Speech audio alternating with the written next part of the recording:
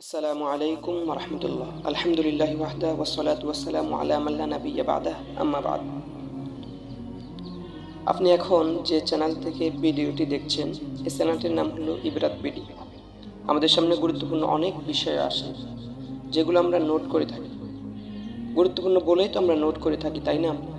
ধরে নিলাম এই চ্যানেলটি একটি নোটবুক, যাতে আমরা গুরুত্বপূর্ণ অনেক বিষয় টুকে রাখবো, যেগুলো দ্বারা সাধারণ জনগণ তো উপকৃত হবেনই বটে, বিশেষ করে ওলামায়ে কেরাম এবং তালেবে ইলম সাথী ভাইরা বেশি উপকৃত হবেন ইনশাআল্লাহ।